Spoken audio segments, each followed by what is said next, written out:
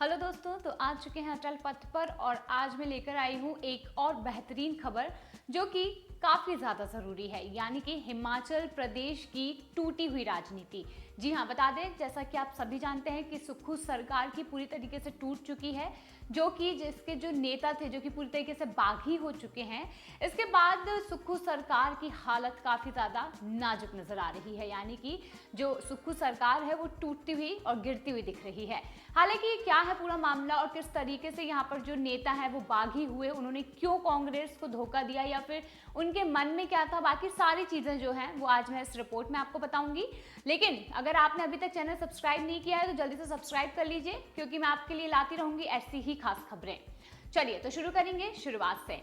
हिमाचल की एक राज्यसभा सीट के चुनाव नतीजे ने कांग्रेस के कलह की बारूद को चिंगारी दे दी है।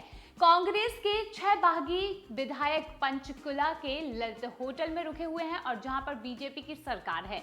बीजेपी ने यह दावा किया है कि सरकार अब अल्पमत में है, तो वहीं इस दावे को सीएम सुखविंदर सिंह सुक्खू ने सिरे से खारिज कर दिया।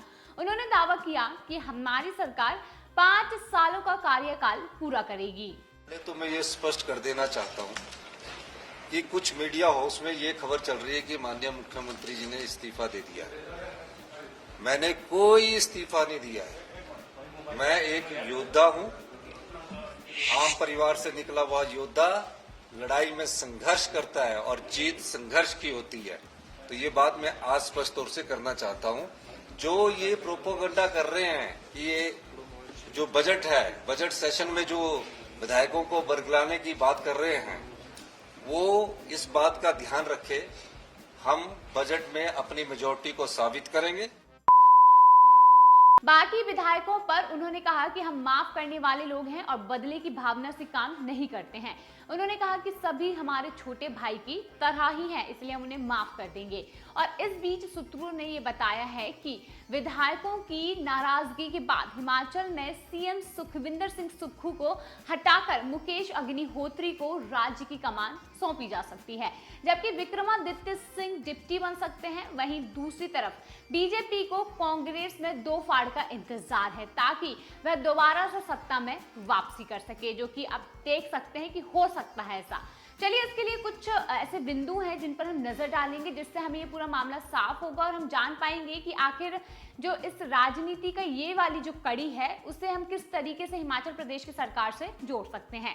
सबसे पहला बिंदु हमारा है सरकार बनाने के लिए जरूरी आंकड़े, जो कि कितने ज्यादा जरूरी होते हैं। विधानसभा सीट की कुल संख्या 68 है। बहुमत के लिए 35 विधायकों का साथ चाहिए। वहीं कांग्रेस के 6 बागी को अगर निष्कासित कर दिया जाए तो बहुमत के लिए हमें 32 का आंकड़ा चाहिए और कांग्रेस के पास फिलहाल 34 विधायक हैं। वहीं बीजेपी के अपने और निर्दलीय मिलाकर 28 विधायक हैं। तो ये आंकड़ा कहीं ना कहीं बीजेपी के समर्थन में जाता हुआ नहीं दिखा रहा है। अब दूसरा हमारा जो बिंदु है वो है किस हालात में बचेगी कांग्रेस की सरकार, मतलब ऐसे कौन से नियम है या फिर क्या हालात होंगे जब कांग्रेस की सरकार गिरने से बचे।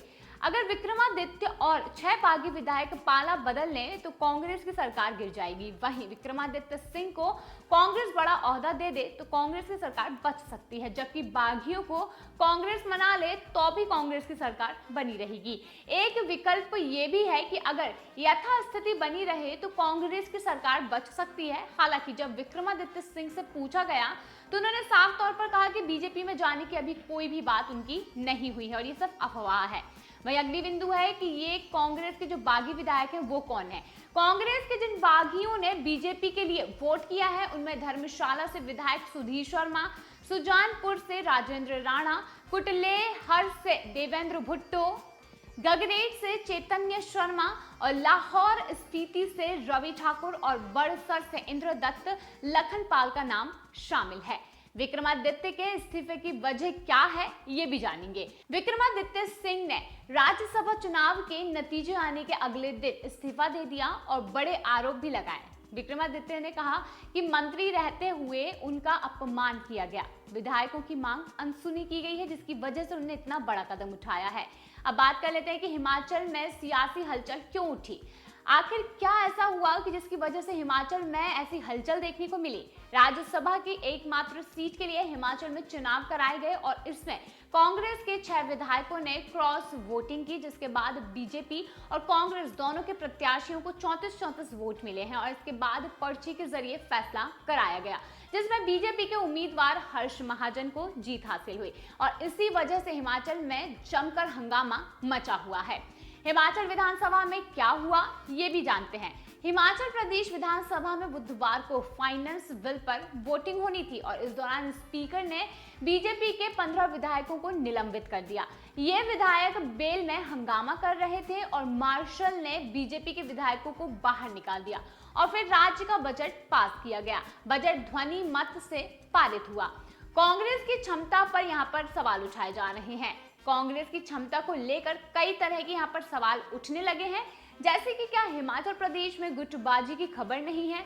क्या गुटबाजी की खबर के बाद भी आला कमान सोती रही? क्या सोनिया गांधी को पहले हिमाचल से राज्यसभा जाना था और सोनिया गांधी को हिमाचल से राजस्थान क्यों शिफ्ट किया गया?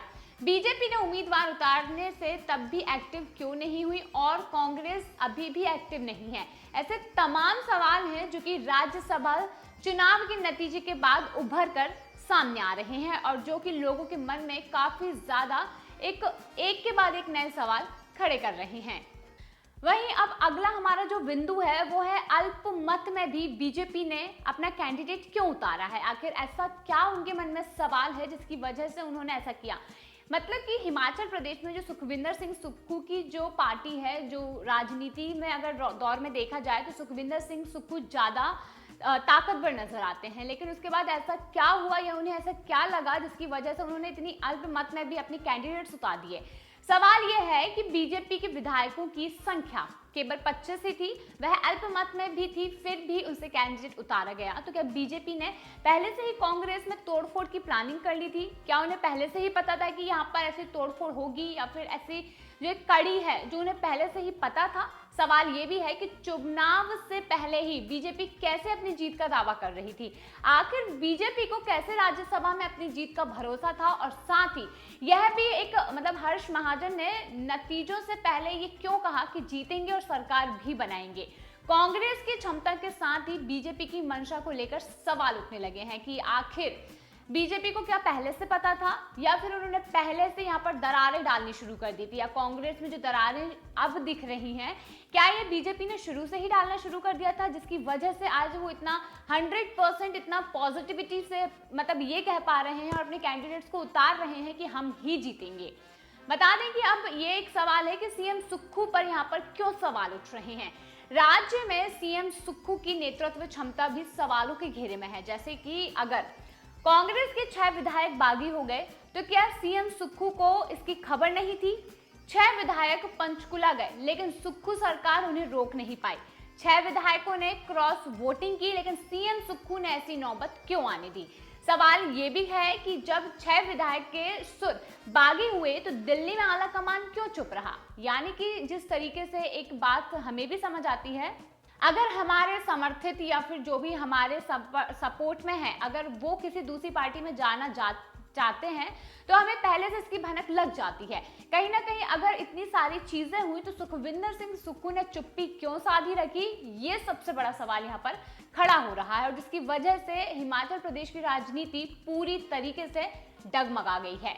सियासी संकट के बीच कांग्रेस ने भेजे पर्यवेक्षक। हिमाचल में सियासी संगठन के बीच कांग्रेस ने 2 पर्यवेक्षक भेजे हैं और कर्नाटक के deputy CM DK Shivakumar और हरियाणा के पूर्व सीएम भूपेंद्र सिंह हुड्डा ने मोर्चा संभाल लिया है। विधायक सीएम सुक्खू से इस्तीफा मांग रहे हैं तो वहीं नाराज विधायकों से पर्यवेक्षक ने बात भी की है। इस पूरे मामले पर दिल्ली ने आला कमान से भी एक्टिव रहने को कहा और आला कमान वैसे ही यहाँ पर काफी ज्यादा एक्टिव हो चुका है। आखिर सुक्खू नहीं तो फिर कौन होगा सीएम? ये एक जो सवाल है ये हिमाचल प्रदेश में काफी ज्यादा एक हाईलाइटिंग सवाल हो सकता है क्योंकि सभी के दिमाग में भी ये चल रहा है कि अगर सुक्खू जो बागी विधायक हैं जो कि पार्टी को छोड़कर जा रहे हैं और जिसके बाद सुक्खू की सरकार जो कमजोर पड़ती नजर आ रही है, तो अगर सुक्खू नहीं तो फिर इसके बाद जो सीएम, अगला जो सीएम होगा वो कौन होगा, इस पर भी खूब सवाल उठ रहे हैं। ये जो सवाल है वो ये है कि अगर सीएम सुक्खू नहीं तो फिर कैसे सीएम बनाया जाएगा। ऐसे में मुकेश अग्निहोत्री का नाम सामने आ रहा है और बताया जा रहा है कि अग्निहोत्री को सीएम और विक्रमादित्य सिंह की डिप्टी सीएम बनाया जा सकता है। और विक्रमादित्य सिंह का शिमला रीजन में दबदबा काफी ज्यादा माना जाता है और जिसकी वजह से उनके जो वोट है, उनका जो पलड़ा है काफी ज्यादा भारी नजर आ रहा है। अब हिमाचल के जो बागी नेताओं को लेकर कांग्रेस ने बड़ा फैसला लिया है। जी हाँ, बताते हैं कि जो बागी नेता हैं उनको लेकर कांग्रेस ने बिल्कुल भी देरी नहीं की, बड़ा फैसला ले लिया है और उन्होंने पार्टी से उन्हें निष्कासित कर दिया। हिमाचल प्रदेश के स्पीकर कुलदीप सिंह पठानिया ने राज्यसभा चुनाव में बगावत करने वाले सभी 6 बागी विधायकों को अयोग्य घोषित कर दिया है। उन्होंने कहा है कि दल बदल कानून के तहत 6 माननीय विधायकों के खिलाफ शिकायत विधायक और मंत्री हर्षवर्धन जी के माध्यम से हमारे सचिवालय को मिली और जिसके बाद उन्होंने दोनों पक्षों को सुना और अपना फैसला सुना दिया है। स्पीकर कुलदीप सिंह पठानिया ने कहा कि विधायकों ने चुनाव तो कांग्रेस पार्टी से लड़ा, लेकिन पार्टी के व्हीप का उल्लंघन किया और उम्मीदवार के पक्ष में वोट नहीं दिया गया। और उन्होंने कहा कि मैंने सभी पक्षों को सुना, मेरे ऑर्डर के 30 पेज हैं और मैंने इस मामले पर पूरी सुनवाई की है और मैंने दोनों पक्षों को पूरी तरह से सुना है और फिर अपना फैसला सुनाया है। जिन विधायकों को अयोग्य घोषित किया गया है उनके नाम सुधीर शर्मा, रवि ठाकुर, राजेंद्र सिंह राणा, चैतन्य शर्मा, देवेंद्र भुट्टो और इंदर दत्त लखनपाल है। इन सभी विधायकों ने व्हीप का उल्लंघन किया था जिसकी वजह से उन्हें अयोग्य घोषित किया गया है।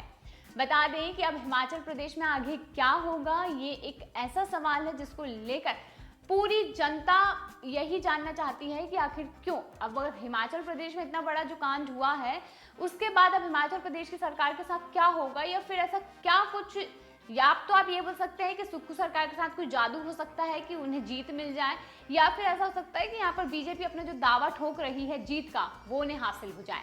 हिमाचल प्रदेश विधानसभा में कांग्रेस के पास 40 विधायक थे। 68 सदस्यों वाली विधानसभा में बहुमत के लिए जरूरी जादुई आंकड़ा 35 का था। वहीं 6 विधायकों ने राज्यपाल चुनाव में क्रॉस वोटिंग की थी और इन विधायकों की बगावत के बाद कांग्रेस नंबर गेम में 40 से 34 पर आ गई थी, जो कि बहुमत के लिए जरूरी जादुई आंकड़े थे और जो कि थे, लेकिन उनमें से एक आंकड़ा भी कम माना जा रहा था। क्रॉस वोटिंग करने वाले उसके 6 बागी विधायकों को अब स्पीकर ने सदन की सदस्यता से अयोग्य घोषित कर दिया है। ऐसे में विधानसभा स्ट्रेंथ अब 62 हो गई है और ऐसे में बहुमत के लिए जरूरी जादुई आंकड़ा अब 32 हो गया है। बीजेपी के पास राज्य में 25 विधायक हैं और 3 निर्दलीय भी उनके पाले में हैं। वहीं कांग्रेस के 4 विधायक आज सीएम के नाश्ते पर नहीं पहुंचे, तो ऐसे में स्पीकर के फैसले के बावजूद अभी भी सरकार पर खतरा मंडरा रहा है और खतरा कम नहीं हुआ है। वहीं राज्यसभा चुनाव में ये इतना बड़ा जो खेल है वो कैसे हुआ। अचानक से 2 दिन जो उथल पुथल चल रही है हिमाचल प्रदेश में, जो राजनीति में उथल पुथल चल रही है, वो सोचने वाली है कि अचानक ऐसा क्या हुआ जिसकी वजह से राजनीति पूरी ऊपर नीचे हो चुकी है। हिमाचल प्रदेश में राज्यसभा की एक सीट पर चुनाव था और इसे जीतने के लिए 35 विधायकों के वोट की जरूरत थी। कांग्रेस के पास तो 40 विधायक हैं, इसलिए पार्टी के उम्मीदवार अभिषेक मनु सिंघवी की जीत लगभग तय मानी जा रही थी। बीजेपी के यहाँ पर 25 विधायक हैं, अब उसके पास 10 वोट कम थे, फिर भी पार्टी ने हर्ष महाजन को उम्मीदवार बना दिया था। और जब चुनाव हुए तो कांग्रेस के 6 विधायकों ने तो क्रॉस वोटिंग की, 3 निर्दलीय विधायकों ने भी बीजेपी उम्मीदवार के समर्थन में वोट कर दिया। ऐसे बीजेपी और कांग्रेस दोनों ही पार्टियों के उम्मीदवार को मिलाकर 34 वोट मिले। आखिरकार पर्ची के जरिए फैसला किया गया जिसमें बीजेपी के हर्ष महाजन की जीत हुई है। अब कुल मिलाकर ये समझ सकते हैं कि यहाँ पर सुखविंदर सिंह सुक्खू के साथ बड़ा धोखा हुआ, क्योंकि उन्होंने किसी ना किसी तरीके से जिन पर विश्वास किया, उनके जो समर्थित उनके जो नेता थे वो जिस तरीके से बागी हुए, कहीं ना कहीं ये बोल सकते हैं कि राजनीति में अचानक ही हिमाचल प्रदेश में जो पासा पलटा है, जिससे खुद सुखविंदर सिंह सुक्खू की जमीन, जो पैरों के नीचे जो जमीन थी वो खिसक गई और उन्हें खुद ये समझ नहीं आया कि आखिर ऐसा क्यों। क्योंकि आप खुद समझ सकते हैं कि जीत के इतने करीब होकर और फिर अचानक से हार का सामना करना, इसके बाद राजनीति किस तरीके से गड़बड़ा सकती है ये आप अंदाजा लगा सकते हैं। हालांकि ऐसा बिल्कुल भी नहीं माना जा रहा था। यहाँ पर कांग्रेस की और यानी कि बोला जाए सुखविंदर सिंह सुक्खू की जीत पक्की मानी जा रही थी, लेकिन उसके बाद भी जिस तरीके से बाकी विधायकों ने पाला बदला और जिस तरीके से बीजेपी को यहाँ पर जीत मिली है, तो कहीं ना कहीं ये आंकड़े अब राज्यसभा चुनाव के लिए बहुत ही ज्यादा माने जा रहे हैं। और हो सकता है कि इस चुनाव में बीजेपी जो आंकड़े हैं, यानी कि जैसे एक नारा है जो कि पीएम मोदी ने दिया हुआ है कि 400 पार, लेकिन यहाँ पर ये मानकर चल रहे हैं कि आंकड़े के हिसाब से यहाँ पर 370 सीट बीजेपी के कब्जे में मानी जा रही है। यानी कि बीजेपी सभी जो दल है या जो भी पार्टियां हैं उनसे काफी ज्यादा आगे चल रही हैं। और ये नतीजे देखकर तो यही मानो कि जैसे कांग्रेस का यहाँ पर एक अलग ही मतलब, या तो आप ये बोल सकते हैं कि कांग्रेस के ऊपर राहु केतु चल रहा है, जिसकी वजह से उनको हार का सामना बार बार करना पड़ रहा है। हालांकि अभी चुनाव बाकी है, राजनीति बाकी है, तो इसको देखने के लिए लगातार अटल पथ पर बने रहें, क्योंकि राजनीति से जुड़ी एक से बड़ी एक खबरें मैं आपके लिए लगातार लाती रहूंगी। तो अगर वीडियो पसंद आया हो तो लाइक जरूर करें और अपने मन में जो भी सवाल हो उनको कमेंट सेक्शन में जरूर छोड़ें।